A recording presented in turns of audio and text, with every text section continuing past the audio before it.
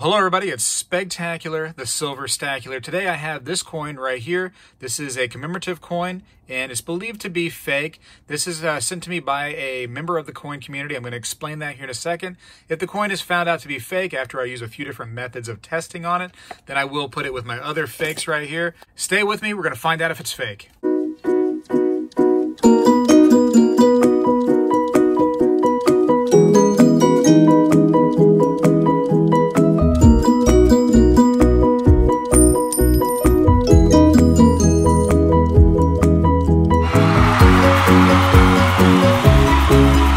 Alright, so here it is, the coin. Hopefully you can see it pretty good. This is the coin that was minted from 1926 to 1939. This is the Oregon Trail Memorial. Many of us can remember playing the Oregon Trail on the computer back in the day on a floppy disk.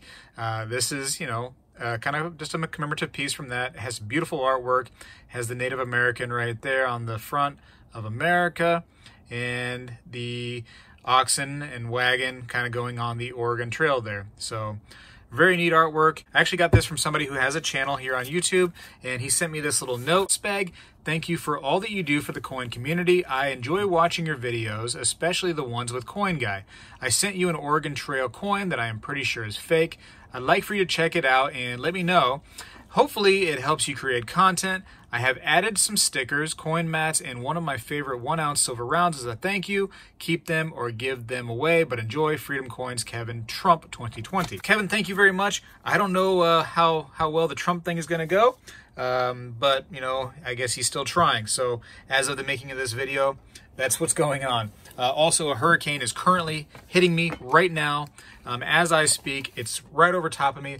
The most serious part of the hurricane is actually right directly over me right this very moment.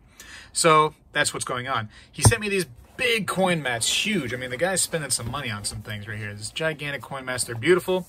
Has the beautiful eagle and American flag. So these are really cool Freedom coins. Thank you very much. I probably will have to give at least one of them away because I don't know what I would do with 2 coin mats. I only have 1 computer area. He also spent some money on the packaging right here for the mail that he sent me. So the man's spending some money on the channel. Gotta love that. He sent me this right here. This is, he said, his favorite 1-ounce silver round. It's the Boston Tea Party of 1773, 1-ounce Troy 999 silver, and a Don't Tread on Me. What does it say? Independent Living. So yeah, it's a very nice piece. I enjoy that. I appreciate it. I'm actually going to put this to the side for a second because I might need that real quick. Oh yeah, and he also sent me some stickers. Let me show you these cool stickers of his real quick. And here we go. So Freedom Coins. And I'll put a link down in the description of his channel so you can check him out. Obviously a like-minded person who does things like, me and you, which is coins and everything. What does it say? Thank you for supporting the channel. Well, no problem. Thank you for thinking about me to give me some things to do, some content to create. First, I want to talk a little bit about this Oregon Trail coin. It says this memorial coin was struck in commemoration of the Oregon Trail and in memory of the pioneers, many of whom lie buried among the famous 2,000-mile highway of history. James Earl Fraser and his wife, Laura Garden Fraser, prepared the designs. The original issue was struck at Philadelphia and San Francisco in 1926. Cool information. The one he actually sent me is a 1936 Philadelphia. This is struck like a typical 90% silver $50, so nothing too different. Here is actually a Benjamin Franklin $50. We can put this up to the other coin, and it looks like it's actually much thicker, doesn't it? And it should be the same parameters realistically. I mean, 90% should be a similar weight. So we're going to have to take a little bit more of a dive than that to actually find out what's going on here. But just some quick tests kind of make me believe that it's larger than a typical $50. All right, and also to help myself with the video and to give yourselves some visual reference, I went ahead and wrote this stuff down right here, some mintage, fineness, weight, and diameter, so we can try to use this information to find out whether or not this is legit. Again, I don't have one of these right here to kind of compare it to right next to it, which would be nice. That would be easier to find out if there's details that are different in the legit coin versus this questionable coin. But let's first start with diameter. We're gonna work our way backwards. How about that a little bit? So also 10,000 mintage, this coin would be somewhat valuable. I mean, the red book shows it around $170 at a pretty terrible condition, really. So it's a valuable coin. It's a decently valuable coin in this condition right here. I mean, I would say it was at the lower end for sure, but still, like I said, 10,000 mintage. It's pretty nice, pretty valuable. All right, so we have some digital calibers here. I gotta go ahead and zero this. Put that on 0. If you have a legit coin, if you're testing out, be very careful with these, especially these metal ones right here, because they will scratch the snot out of a coin. You don't want that. So it says it should be 30.6 millimeters, the diameter. So what we're going to do is we're going to put this in the jaws of life over here and check it out. So it does say 30.6, so that's actually really good. According to this, it's right on the money. Just for the sake of doing it, we're going to carefully check out the thickness. 2.75 is the thickness of the coin. And so let's put that there for a second. Real quick, just for fun, I want to check the diameter of a regular Franklin $half that I also assume to be legit. So 30.4. So within reason for sure. It's right there within reason. It definitely has a little bit more wear on it. This is a utilized Franklin $half. So I would say that for the sake of testing, that both of these right here are testing within reason as far as diameter. Next, let's check out the weight. So I have this little cheap old digital scale, and look how cheap it just broke. But that's fine. I can actually put that back on there, no problem. It comes from China. All right, so first up, let me go ahead and use this Franklin $half. Now it should be 12.5 grams. So if it's anything different, pretty close could be okay, could be acceptable. Like very close, a little wear, you might see a lower number, but really high, really, really low, it shouldn't be those numbers. So 12.5 is what we're looking for, and actually it comes in at 12.5 right on the money. So that's a good sign so far. But I'm not saying that one's real yet. There's still more tests that we can do. So now I'm going to try this commemorative right here, the Oregon Trail commemorative, and see what we come up with. So it actually shows at 14.1. So that's a bit of a difference. That's too much of a difference, really, in my opinion. It's much too heavy. When these things were minted, they were not trying to give free silver out by any means. So that's not something you want to see. That's something that's that much heavier. We're going to weigh it again just to make sure that we're not being tricked. No, again, 14.1. It is coming in at being too heavy. So that might have to do with the thickness that we saw. It was quite a lot thicker than I think it's supposed to be. But anyways, now that my thing is broke here, let me try to fix it real quick.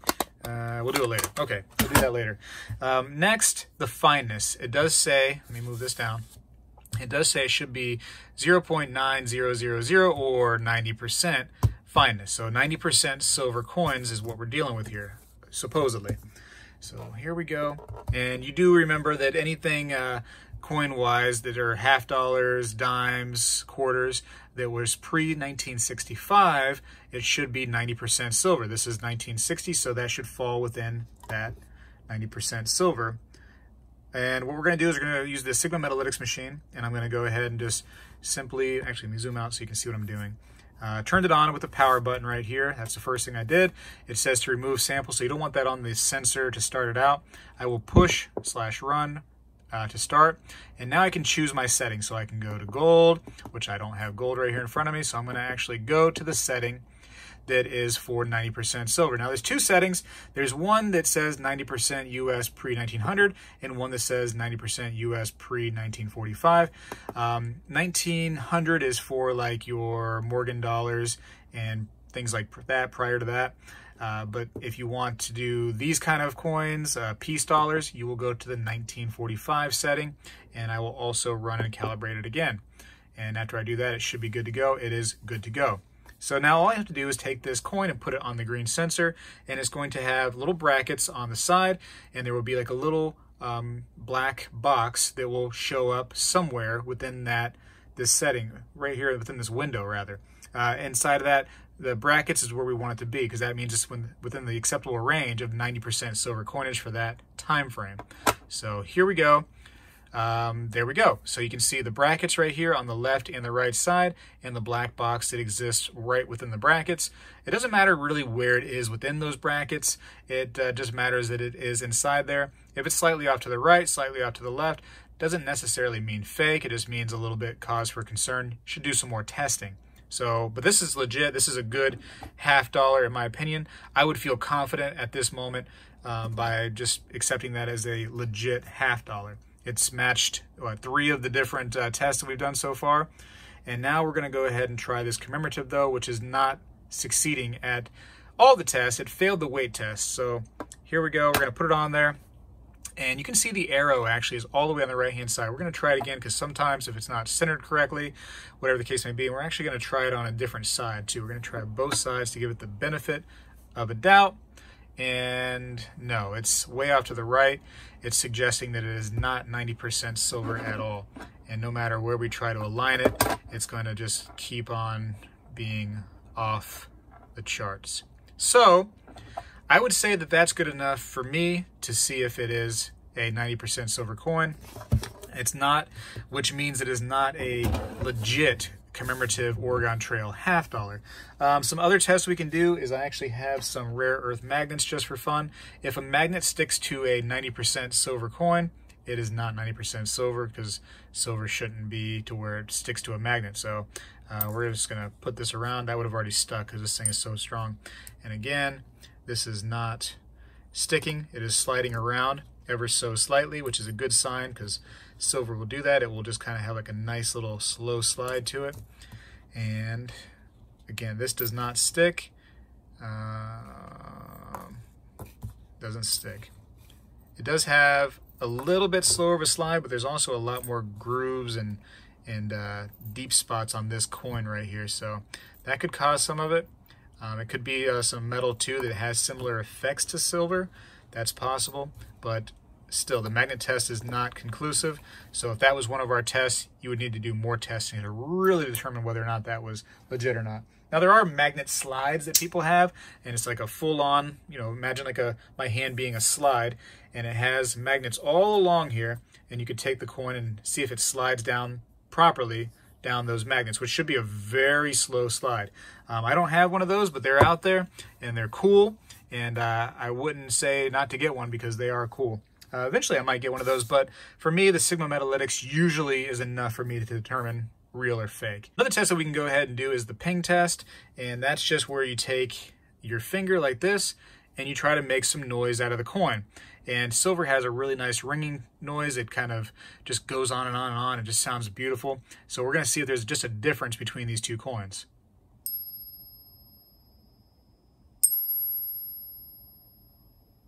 So try to put that in your head there for a second, that ringing sound of a legit silver coin. Now we're going to go to the one that is fake.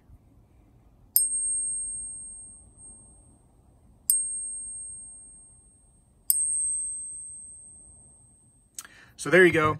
It's a much higher pitched sound. Again, probably brass in here. We've seen that many times.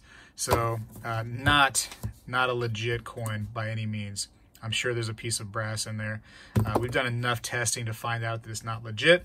But just for fun, and just for Freedom Coin's sake, I'm going to see if this piece of silver that he sent me is legit. Because dang, he's sending me fake coins, you know what I mean? Just for fun. He knew it was fake. He wasn't trying to really trick me or anything like that, I promise.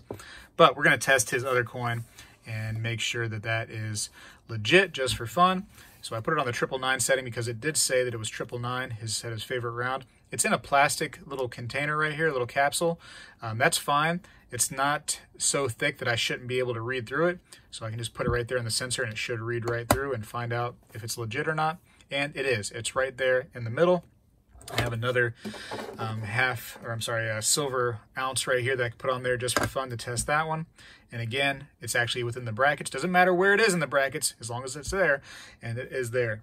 So this is an OPM piece, and this is another piece right there. So they're legit. Very, very cool.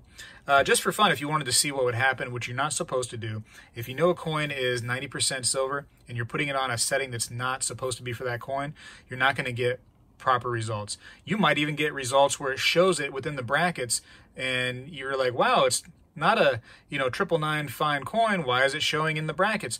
Well, you've done the research and you know this right here is supposed to be 90% silver, and now you're trying to trick the machine into doing something different.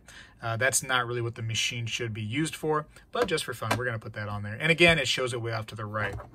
And this one right here should also show it off to the right because it's 90% and not 999. See how it shows it off to the right? Anyways, that's that. Don't do that at home. You shouldn't do that to coins. Freedom Coins, thank you very much. What I'm going to do is actually take this out of circulation. This thing is now going into the fake pile. I'm just going to mix it up and get it lost in there so we can never find it again. These are fakes. These are not good. And just be careful out there. I've given you a few different tests right here that you can do.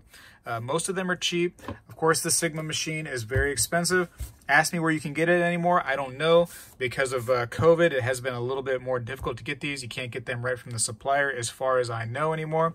I used to have a link down in the description where you could just click on that and get it from the supplier.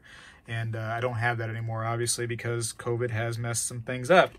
And I'm trying to fix my scale here real quick while I'm talking and distracting you all from what I'm doing. And I don't think I'm going to do it. I have to send it back to China. What do you think? Just tell them, hey, my scale's broke. Anyways, scale lid is still messed up. My bad. I could fix it, but I'm not really that interested. The calipers, they're about 20 bucks. The scale was like maybe $5. I think you got it on eBay. Probably Amazon has it too. Or just go to China, take a trip over there and just ask where the scales are. Might have to speak Chinese to do that. But anyways, thanks again, Freedom Coins. Link down in the description to check out Freedom Coins' YouTube and check out him and see that he's a like-minded person like us. Give him a sub if you think that his content is good. I just dropped whatever that was over there. Anyways, thank you all very much for watching. Hopefully you enjoyed. Hopefully it helped you to figure out whether or not some things that you have are real or fake. If you have something that you think is fake and you want to go ahead and get it out of the hobby and have me destroy it, then send it to me, man. I destroy those. All this stuff right here is destroyed. I'll end up taking this out to the garage and probably ripping a hole in it or doing some kind of disgusting experiment to it. I'm actually going to probably save up a bunch of them and do them all at one time because I think that would be interesting to see what's actually in them. So that's why I did not do that one this time.